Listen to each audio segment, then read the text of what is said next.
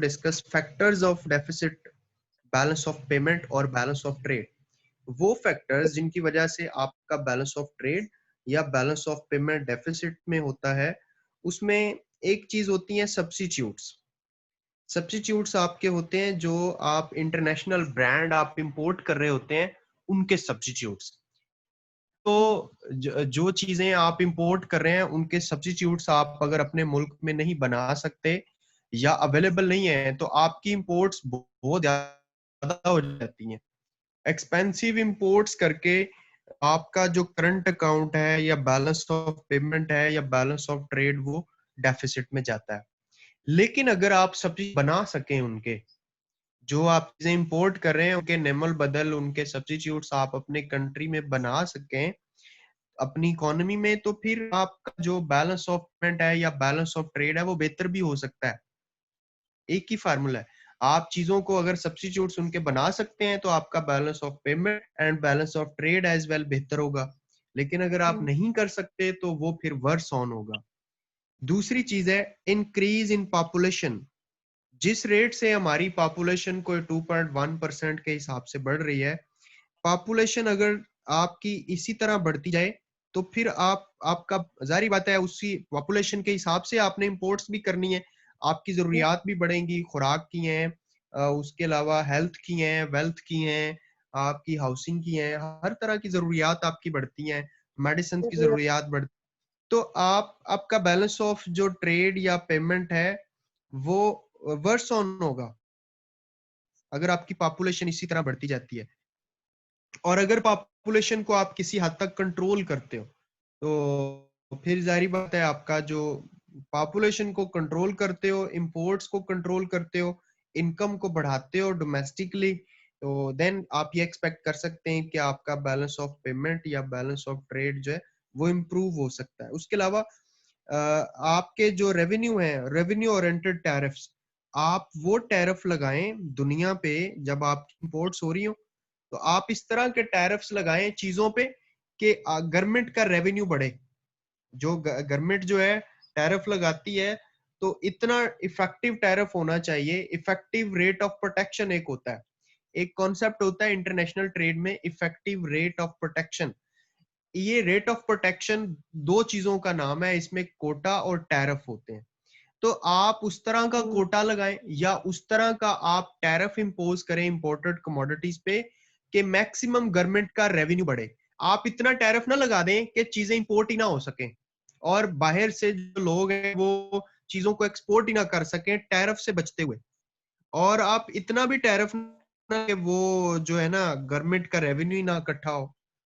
तो आपको effective rate of protection या टैरिफ का जो रेट है वो इफेक्टिव लगाना चाहिए ताकि गवर्नमेंट के रेवेन्यूज बढ़े और गवर्नमेंट जो है ना डोमेस्टिकली अपना कोई मतलब डेवलपमेंट के काम कर सके, इंफ्रास्ट्रक्चर के हवाले से, पॉलिसी से कोई कोई चीजें मतलब वो बेहतर कर सके अपने मुल्क में लोकली। उसके अलावा ट्रेड रिस्ट्रिक्शंस अगर ज्यादा होंगी, मतलब आपके ऊपर अगर ट्रेड रिस्ट्रिक्शंस एक्सटर्नल दुनिया की ज्यादा होंगी, तो आपका बैलेंस ऑफ ट्रेड या बैलेंस ऑफ पेमेंट डेफिसिट में जाएगा। और अगर मतलब ट्रेड रिस्ट्रिक्शंस जो है ना हमेशा वो ट्रेड वॉल्यूम को ही कम करती हैं। ये सिंपल बात ज़हन में रखें। अगर ट्रेड के ऊपर पाबंदियां, जैसे कई सुपर पावर्स हैं वो सैंक्शंस लगा देती हैं, ईरान पे लगा दी, पाकिस्तान पे लगा दी, बाकी कंट्रीज पे लगा दी, तो उसकी वजह से ट्रेड वॉल्यूम आपका श्रिंक होता है, कम होता है, आपकी ट्रेड नहीं होती। तो उसमें इंटरनेशनल एक ये भी इफेक्ट पड़ता है कि जो दुनिया की वेलफेयर है, जो दुनिया के कंज्यूमर्स हैं उनकी वेलफेयर रिड्यूस होती है, तो उससे आपका ट्रेड का वॉल्यूम कम होता है। जब वॉल्यूम कम होता है तो जारी बात है फिर चांसेस कुछ भी हो सकते हैं। आपके बैलेंस ऑफ ट्रेड के इंप्रूव होने के भी चांसेस उसमें हो सकते हैं और उसके वर्स ऑन होने के भी चांसेस हो सकते हैं, डिपेंड अपॉन चेंज रेट। अगली चीज है इंपोर्ट ऑफ कैपिटल गुड्स। अगर आप कैपिटल गुड्स को, मशीनरी को, हैवी मशीनरी को इंपोर्ट करते हैं और उसके बदले में रॉ मटेरियल बेचते हैं जैसे कि पाकिस्तान करता है, तो फिर जारी बात है आपका balance of trade worsen ही होगा, ट्रेड बैलेंस आपका उससे इंप्रूव नहीं होगा। इन्फ्लेशन है, इन्फ्लेशन की वजह से भी आपका बैलेंस ऑफ ट्रेड या बैलेंस ऑफ पेमेंट डेफिसिट में जाता है। और आपको पता है कि जो इन्फ्लेशन होता है वो आजकल इंटरनेशनल इन नेचर होता है।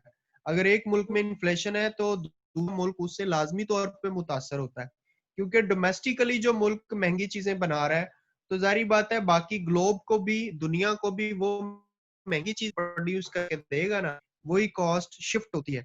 तो इन्फ्लेशन का बड़ा रोल होता है आपके बैलेंस ऑफ पेमेंट के या फिर ये हो सकता है कि अगर किसी मुल्क में इन्फ्लेशन नहीं है दूसरे में, लाइक पाकिस्तान में अगर इन्फ्लेशन है तो पाकिस्तान में इन्फ्लेशन से चीजें एक्सपेंसिव प्रोड्यूस होंगी, कॉस्ट ऑफ प्रोडक्शन ज्यादा आएगी, तो आप एक्सपेंसिव चीजें जो हैं वो बाहर जब सेल आउट करेंगे तो आपकी सेल नहीं होगी, आपकी एक्सपोर्ट्स नहीं होंगी, आप एक्सपोर्ट्स लेस करेंगे तो बैलेंस ऑफ पेमेंट आपका डेफिसिट, ठीक है ना। उसकी पॉलिटिकल अनसर्टेनिटी, अगर पॉलिटिकल अनसर्टेनिटी हो, यानी एक्सटर्नल दुनिया को ये हो कि गवर्नमेंट्स जो हैं यहाँ पे उनमें वेरिएशंस बहुत आ रही हैं, 1 2 3 साल के बाद क्या होता है कि जो प्रीवियस पॉलिटिकल गवर्नमेंट होती है उसको खत्म कर दिया जाता है, उसके तख्ते उलट दिए जाते हैं। तो वो जो उन्होंने मुआहदे किए होते हैं या उनके जो कॉन्ट्रैक्ट्स होते हैं, मतलब 5 साल के, 3 साल के, 4 साल के, लोग हेजिटेट करते हैं। इंटरनेशनली जो ग्लोबल जो दुनिया है वो हेजिटेट करती है कि यहाँ पे पॉलिटिकल इंस्टेबिलिटी नहीं है, अगर हम इधर कोई इन्वेस्ट करते हैं या पैसा लगाते हैं या मुआहदा करते हैं तो उसमें डिस्टॉर्शन का खतरा है। तो पॉलिटिकल अनसर्टेनिटी भी आपके बैलेंस ऑफ ट्रेड को बहुत वर्स्ट करती है। उसके अलावा import of oil and fertiliser, आप जब इंपोर्ट करते हैं फर्टिलाइजर्स को या ऑयल को, महंगी तरीन चीजें हैं, और उसकी वजह से भी आपका जो बैलेंस ऑफ ट्रेड है वो वर्स होता है। उसके अलावा repayment of debt and interest, अगर आपकी मेजर जो आपकी टैक्स कलेक्शन है वो इंटरेस्ट में चली जाती है, जो फॉरेन लोन लिए होते हैं, और उसकी रीपेमेंट में, डेट की रीपेमेंट में चली जाती है, तो फिर आपका बैलेंस ऑफ ट्रेड इस वजह से भी डेफिसिट में रहता है कि जैसा कि पाकिस्तान का है हिस्टोरिकली। उसके अलावा huge imports of invisible goods, जो आप फॉरेन कंट्री से इनविजिबल गुड्स को इंपोर्ट करते हैं, यानी उनकी सर्विसेज लेते हैं, डॉक्टर्स की, इंजीनियर्स की, या दीगर कोई सर्विसेज आप लेते हैं, तो वो जो सर्विसेज हैं, इनविजिबल गुड्स की जो सर्विसेज हैं वो बहुत कॉस्टली होती, उस वजह से बहुत आपके बैलेंस ऑफ पेमेंट या बैलेंस ऑफ ट्रेड के ऊपर जो ना प्रेशर आता है और वो डेफिसिट में चला जाता है। Technological change in method of production, तो जो मेथड ऑफ प्रोडक्शन है, आप मतलब अगर पुराने मेथड ऑफ प्रोडक्शन लगा रहे हैं, पुरानी टेक्नोलॉजी है, तो आप उस लेवल की चीजें नहीं बना सकते और उस क्वांटिटी में चीजें नहीं बना सकते। और अगर आपकी टेक्नोलॉजी अच्छी है, इम्प्रूव्ड है, अच्छी क्वालिटी है, मॉडर्न आपके मेथड्स हैं प्रोडक्शन के, तो फिर आप क्वांटिटी में भी ज्यादा चीजें बना सकते हैं, क्वालिटी भी अच्छी बना सकते हैं, तो आपका बैलेंस ऑफ पेमेंट और ट्रेड भी बेहतर हो सकता है। और लास्ट में चेंज कंट्री नेशन इनकम, अगर कंट्री की इनकम ज्यादा होगी तो उसका बैलेंस ऑफ पेमेंट ट्रेड भी बेहतर होगा। अगर उसकी इनकम ही कम रहेगी तो जारी बात है फिर उसने वर्स्ट बैलेंस ऑफ ट्रेड या वर्स्ट बैलेंस ऑफ पेमेंट का ही सामना करना है। तो ये वो रीजन